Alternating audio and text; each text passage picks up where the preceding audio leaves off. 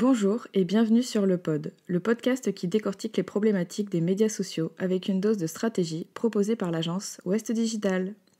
Durant une vingtaine de minutes, nous échangeons ensemble sur les métiers liés à la communication digitale, savoir-faire, conseils, bonnes ou même mauvaises pratiques du métier, on se dit tout et on partage nos approches, nos trucs et astuces pour être le plus efficace au quotidien. Si ce podcast vous plaît, pensez à vous abonner sur votre plateforme d'écoute préférée pour être sûr de ne rater aucun épisode. C'est parti!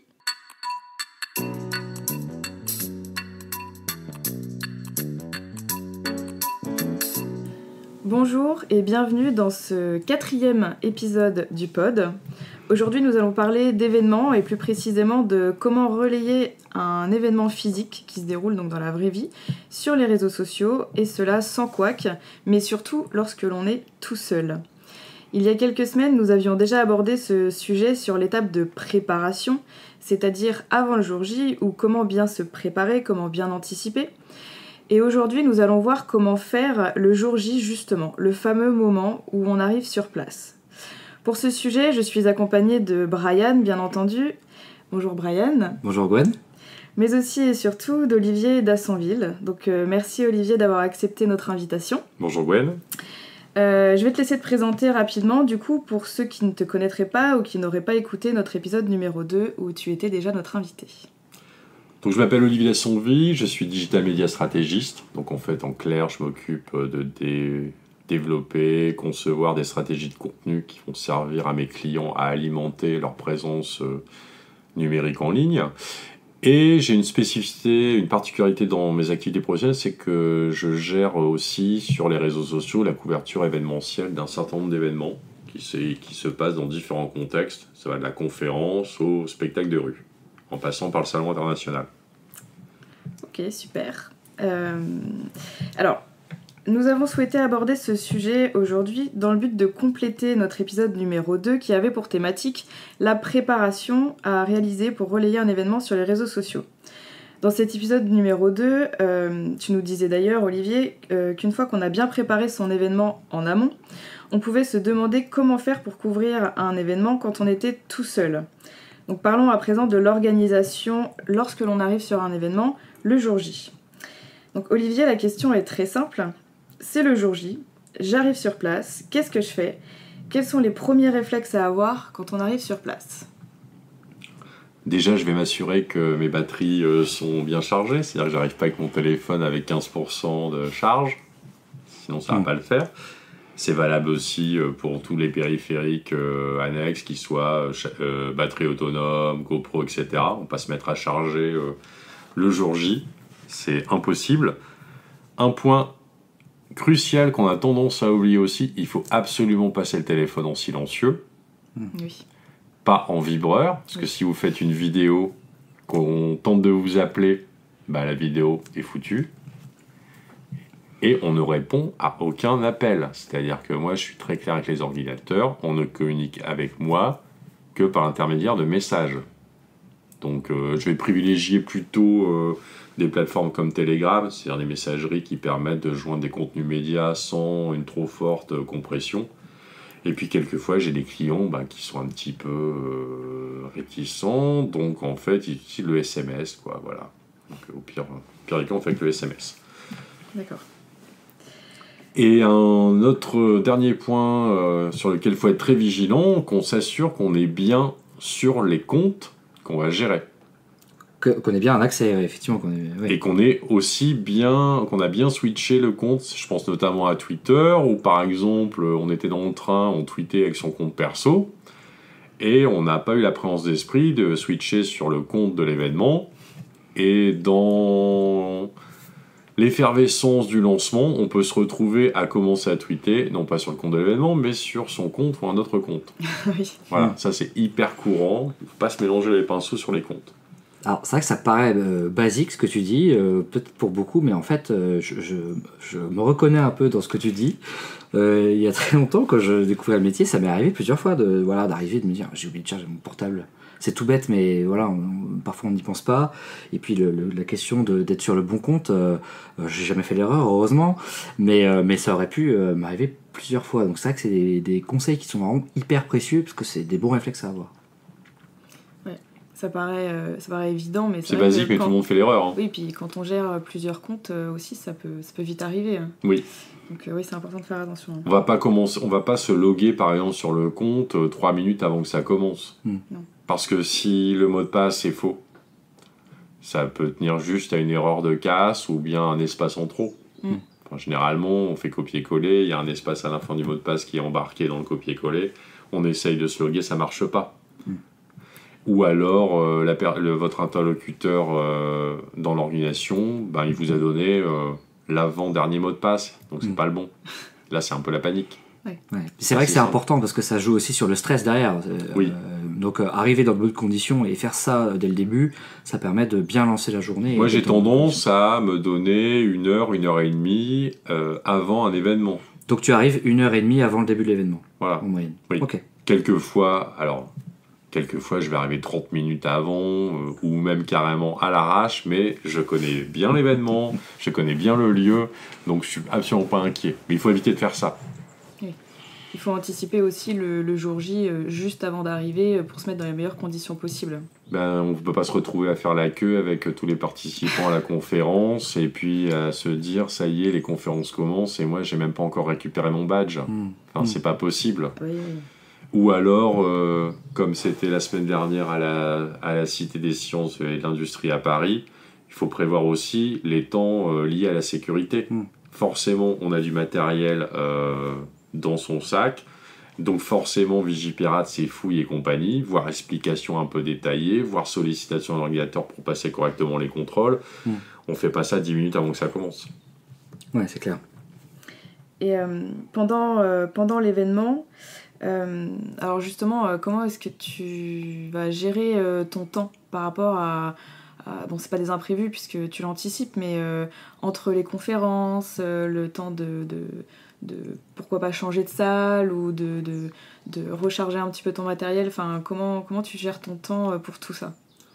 Alors déjà, je garde un œil sur le pourcentage de chargement des téléphones et je vais les remettre en charge systématiquement quand ils approchent, parce que j'en ai 2, je travaille avec 2 téléphones simultanément, et donc ils vont être en charge dès qu'ils passent les 50%. Donc ils sont reliés à la batterie autonome que j'ai dans mes sacs, et je vais continuer de bosser, mais j'attends jamais descendre sous les 30%, parce que la charge, ça prend du temps, ça fait aussi chauffer les téléphones. Je peux pas être tout le temps en charge toute la journée parce que déjà c'est encombrant avec le câble, etc. Donc j'essaie de m'assurer que mes niveaux de charge restent un peu élevés. Et puis aussi, un point de détail mais qui est hyper important, j'utilise que des batteries qui disposent d'une charge rapide. Et donc ça suppose aussi avoir des téléphones à charge rapide. Pourquoi ? Parce qu'un téléphone sans charge rapide, il faut 3h30 pour le charger. Ah oui. Par contre, sur un événement, votre batterie descend à vue d'œil. Oui. Sur certains événements, je vais devoir charger complètement mon téléphone. Donc si on compte une charge de 0 à 100, je vais en faire jusqu'à 5 ou 6 par jour. Et par téléphone. Donc si on a une charge qui normale de 3h30, on n'y arrivera jamais, quoi. Quoi qu'on fasse, on se retrouve sans batterie un jour ou l'autre. Enfin, un moment ou un autre de la journée. Oui. Après, la gestion du temps, effectivement, les changements, quand il y a des changements de salle ou des changements de configuration, c'est très compliqué à gérer parce qu'il faut aller vite. Déjà, on a du matériel, il faut être capable de le ranger super vite et de sortir super vite. Et puis, encore pire, c'est les rotations de speakers dans une même salle sans intermède. Ça arrive. Notamment le cas des remises de prix qui peuvent être organisées par tout un tas d'acteurs où en fait les lauréats se succèdent sur scène à un rythme quand même important. Sauf que derrière, ça veut dire qu'il faut être capable de mentionner, il faut être capable d'écrire la publication, d'y joindre une photo, pourquoi pas une petite vidéo, ou alors de lancer un live. Donc faut pas s'en mêler les pinceaux. Parce qu'on risque, dans une remise de prix, encore plus que dans tout autre type d'événement, de perdre le flux, quoi.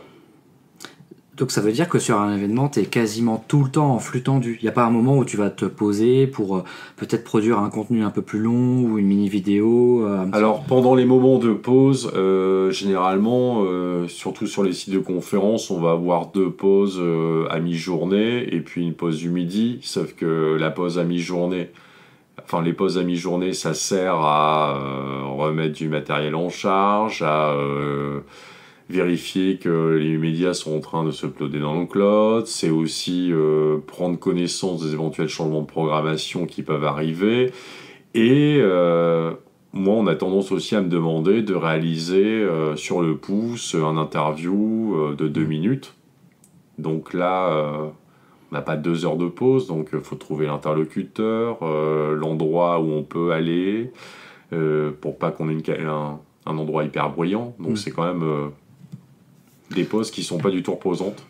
Puis après, il y a la pause du midi, quoi. Oui, où il faut se préparer pour l'après-midi. Ouais, c'est ça. On s'arrête jamais. Voilà. Là, c'est des journées qui sont quand même plutôt chargées, quoi. Ouais, c'est intense. Surtout quand on est tout seul. Oui. Oui, c'était un peu ça aussi. L'intérêt du sujet, c'était justement comment on s'organise sur place quand on est tout seul. Parce que c'est énormément de travail, il n'y a jamais de pause, il faut tout anticiper, donc ça on l'avait déjà vu. Pas faire de fautes. Faire de fautes, dans la pression des fois. En fait, il faut être presque en pilote automatique. Oui, c'est ce que je disais lors du podcast précédent, c'est qu'il faut connaître suffisamment son matériel pour ne l'utiliser qu'en mode réflexe, en mode automatique, sans se poser la question comment ça marche pour faire ça. Ouais, bien sûr. Parce qu'on doit se concentrer sur le sujet, quoi. Oui, le jour J, on a plus le temps de se poser des questions, quoi. On se pose pas la question, par exemple, sur les hashtags qu'on va utiliser. Ouais. Dans la phase préparatoire, on les a définis. Soit par bon sens, pour les hashtags catégoriels, soit aussi en utilisant le hashtag officiel de l'événement. Ouais. Et donc pendant toute la journée, entre ton arrivée, tu nous as expliqué ce qui était important à faire, et avant la fin de journée, est-ce qu'il y a d'autres choses à retenir sur l'organisation tout au long de la journée, dans quel ordre faire quoi et pourquoi faire comme ça et pas autrement? Déjà, il faut garder en tête une journée d'un événement va être, quoi qu'il arrive, rythmée par des temps forts qui vont être un discours inaugural ou un discours d'introduction, une séance de pitch, une annonce particulière, le remerciement des partenaires. Enfin, on a des moments clés qu'on peut pas louper. Si on les loupe, on a loupé la journée. Ouais. Voilà, donc c'est des moments qui sont encore un cran au-dessus du flux quand même un peu tendu de la journée. Donc les moments clés, non seulement par leur importance en termes de contenu et leur importance aux yeux de l'ordinateur, mais aussi par le fait qu'il faut les traiter différemment. Donc il faut être prêt à y aller. Quand, par exemple, on a un discours inaugural, moi j'ai tendance à utiliser le discours inaugural pour faire un live. Pourquoi ? Parce que le discours inaugural, la substance du discours n'est pas forcément hyper intéressante. On n'a pas des trucs hyper précis, on est plus dans l'ambiance, dans l'accueil, etc. Par contre, faire un live, ça me permet d'éviter de le live tweeter, mais ça me donne l'opportunité, grâce au live, de déclencher une notification, etc. C'est-à-dire de déclencher une amorce sur les réseaux sociaux pour la journée. Donc quand on parle de live, c'est une retransmission. Voilà, un Periscope pour Twitter ou bien un Facebook Live pour Facebook, ou même un Instagram Live, etc. C'est des dispositifs qui sont quand même particuliers. Mais alors quand on fait un live, il faut se préparer, c'est-à-dire qu'on ne fait pas un live avec son téléphone à bout de bras, comme tout le monde fait, parce que sinon ça donne quoi ? Ça tremble, c'est moche, le son est pourri. On a vite le mal de mer, du coup, si on le regarde. On a aussi le crâne dégarni, l'arrière du crâne dégarni du participant qui est au rang devant nous. Ouais. C'est pour ça que si on est mal placé, ça rend rien. La lumière est peut-être pas la bonne, donc il faut déjà avoir à minima quelque chose pour avoir un live qui soit stabilisé, donc ça tremble pas, avec que le propos tenu soit intelligible au niveau sonore. Donc il faut aller vite et il faut être prêt. Voilà. Donc en fait, quand on a un temps fort dans la journée comme ça, toi tu sais de prime abord que tu as au moins 15 minutes pour aller sur place, pour au moins préparer tout le matériel. Beaucoup moins, ouais. Ouais, donc ça fait partie vraiment des choses à pas manquer. Oui, et puis pour mon commanditaire, et c'est tout à fait normal, pour lui c'est essentiel ces temps forts. Enfin, le remerciement par exemple des partenaires, on peut pas louper ce moment. L'invité majeur de la journée, on n'arrive pas 15 minutes après qu'il ait commencé. Ouais, c'est ce qu'on disait dans l'épisode numéro 2, finalement, on doit identifier effectivement les moments qui sont importants pour finalement planifier sa journée et savoir vraiment où est-ce qu'on doit aller, à quel moment, à quelle heure, etc. Ça c'est essentiel. Ok. Est-ce que tu penses qu'on a fait le tour des choses auxquelles faire attention donc pendant la journée et du coup après il faut se poser la question de comment bien terminer, comment le faire et comment préparer l'après.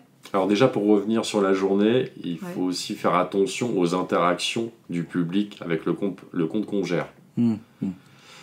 Parce que vous allez avoir, et c'est devenu très courant, les speakers qui vont envoyer des messages directs pour poser une question, pour demander un truc, et ils vont s'adresser au compte. Oui. On ne peut pas les laisser sans réponse. Donc, est-ce que c'est moi qui traite, ou est-ce que je délègue à quelqu'un de l'organisation la gestion de ces messages ? Ça, c'est aussi une question. On ne se retrouve pas d'un seul coup avec des messages qui arrivent et on ne sait pas comment les traiter. Quelquefois, on me dit, tu t'en débrouilles, je m'en débrouille, quoi. Non, mais ou alors je m'organise pour être capable de les traiter. Ouais, si j'ai des messages aussi, des réponses à des contributions qui ont un intérêt positif ou négatif, il faut que j'en tienne compte. Et aussi tout ce qui m'arrive de l'organisation à travers la plateforme de messagerie qu'on a définie en amont. Machin est en retard, non, le speaker est pas là, l'élu qu'on attend pour 11h, il sera là à 13h30. Donc en fait, il faut aussi être capable de gérer des notifications d'applications multiples. Ouais. En fait, c'est ça aussi, il faut être capable de jongler entre différentes applications. Il faut rester flexible toute la journée, quoi. Oui. Il faut partir du principe que ce qu'on avait prévu en amont... Pas forcément changer. Ouais, pas forcément changer. Ok, justement sur la partie interaction, ça veut dire que il faut aussi presque réfléchir à on n'est pas là que pour produire du contenu et le diffuser, il y a aussi toute la partie modération qui doit rentrer dans le oui, genre. Alors c'est super difficile parce que déjà le rythme il est intense, donc au moins en termes de modération, enfin en termes d'interaction avec les contributions tierces qui vont mentionner ou s'adresser au compte que je gère, je vais appliquer des filtres d'importance dans ma manière de les traiter. Ouais. Les remarques lambda, etc., j'y réponds pas. Voilà, les gens ont fait une remarque, un compliment, un merci, ou ils ont complété un propos, c'est très bien. Après, si, comme je disais, c'est un speaker qui s'adresse à moi, enfin qui s'adresse au compte ou qui va rebondir, là c'est important. Mais on ne peut pas se lancer dans une modération exhaustive au sens strict du terme, alors qu'on est en train d'assurer la couverture événementielle. Et qu'on est tout seul. Parce qu'effectivement, quand il y a plusieurs personnes, on peut dire il y a une personne qui produit, une personne qui modère. Oui. Et puis si l'événement est correctement organisé et si on fait correctement son travail, on ne va pas avoir des rafales de mécontents. Voilà. Parce que le mécontentement, il va se manifester effectivement à l'encontre du compte principal, mais le mécontentement, il a trait à des défaillances organisationnelles ou alors à des contenus qui ne sont pas adéquats et donc le public peut réagir en opposition à des contenus qui ne sont pas corrects, etc. Ouais. Quand je vais gérer un événement, par exemple à forte composante tech, on fait attention à la manière dont on s'exprime, on choisit les bons mots, etc. parce qu'on a des populations expertes qui ne comprendraient pas pourquoi l'événement auquel ils participent n'a pas le niveau attendu. Ouais. Ok. Je pense qu'on va passer à la partie clôture de la journée. Donc comment tu clôtures une journée d'événement ? Alors déjà on a les merci, on les oublie pas. Oui. Parce que voilà, donc c'est en fait encore une fois on est la voix de l'organisation, donc la voix de l'organisation va prendre la parole pour remercier ses partenaires, les speakers, le public, les bénévoles, etc. Donc ça c'est un point important, même des choses qu'on peut considérer comme étant anecdotiques comme la photo de fin avec tous les bénévoles, c'est aussi important parce que ça renvoie un message aux participants, mais aussi aux partenaires, aux sponsors. Et puis après, moi je vais avoir tendance à me poser pour parcourir ce que moi j'ai fait dans la journée, pour me rendre compte de ce que j'ai pu faire, parce que je me rends pas forcément compte de manière globale, j'ai pas l'appréhension globale de ce que j'ai pu faire, donc je vais plutôt le faire en fin de journée. Et puis je vais aller solliciter l'ordinateur pour avoir son ressenti à chaud, c'est toujours hyper important. Et puis le lendemain, je vais donc constituer un album à partir des médias qui ont été mis en ligne automatiquement dans le cloud, les médias que j'ai pu capturer ou ceux de mon photographe, parce que ça m'arrive aussi de travailler avec un photographe qui va pouvoir m'envoyer en temps réel via le Wi-Fi des photos qui vont me servir à illustrer mon propos. Et ensuite, la dernière étape de restitution, ça va être de synthétiser statistiquement le travail fait en termes d'impact d'audience à travers des outils qui peuvent être soit les interfaces statistiques natives de Twitter, de Facebook, etc. Mais ça suffit pas. Soit des outils tiers. Alors pourquoi ça suffit pas ? Parce qu'un événement, ce n'est pas que l'activité du compte de l'événement qui a de l'importance. C'est aussi la popularité générée par l'activité social media. En l'occurrence, l'utilisation du hashtag principal par le plus grand nombre de gens possible. Donc on doit avoir une statistique sur le hashtag. Donc généralement, moi, mon rapport statistique, c'est l'activité organique du compte et l'activité autour du hashtag. D'activité générée autour de l'événement. C'est vrai que les plateformes, elles vont donner de très bonnes statistiques sur le compte, c'est tout. Sa portée, son nombre de messages, le taux d'engagement, etc. Mais ça s'arrêtera là. Donc, alors que le succès de l'événement se mesure quand même au succès du hashtag aussi. Ouais, donc il faut vraiment avoir ces deux aspects-là. Donc c'est quelque chose qui est nécessaire à la fin de l'événement. Et qu'on a anticipé avant. On se dit pas 3 jours après, tiens, qu'est-ce que je vais prendre comme outil Parce que aussi, le choix de l'outil est important de par son coût. On peut sortir, il y a des outils très puissants mais aussi très coûteux, mais qui sont adaptés à certains gros événements. Par exemple, moi je collabore tous les ans avec Talkwalker, qui a une solution, des solutions les plus puissantes du marché. Pour le Web Today, c'est complètement cohérent d'utiliser Talkwalker. Pour un événement B2B pointu avec quelques centaines ou un peu plus de 1000 participants, on va pas sortir l'arme nucléaire qui est Talkwalker. On va utiliser des outils un peu plus dimensionnés. On sort pas un bazooka pour tuer une mouche. Voilà. Très bien.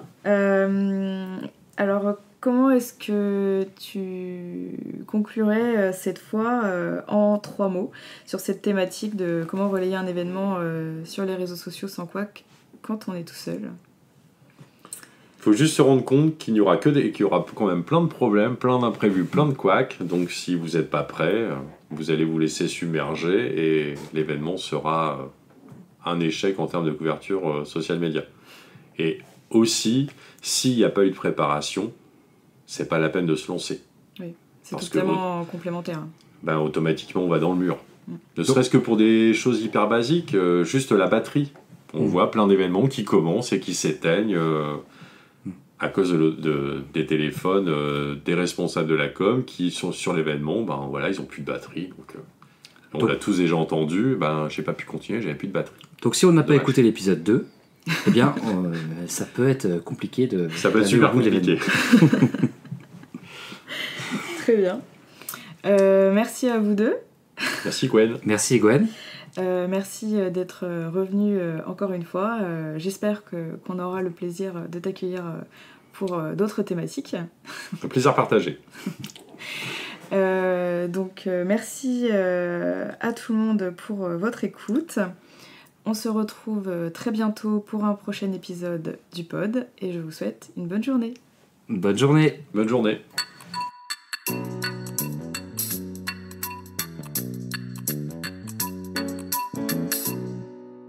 Quelques mots avant de se quitter. Tout d'abord, vous pouvez retrouver cet épisode sur le blog de l'agence www.keepitsimple.fr, rubrique podcast, ou sur nos réseaux sociaux, Facebook, LinkedIn, Twitter et Instagram. Ensuite, n'hésitez pas à nous laisser une note sur votre plateforme d'écoute préférée et profitez-en également pour nous faire part de vos conseils, vos impressions, nous poser vos questions ou faire une suggestion. Qui sait, vos retours pourraient peut-être nous donner des idées pour nos prochains épisodes. Merci beaucoup pour cet échange, je vous dis à très bientôt pour un nouvel épisode du Pod.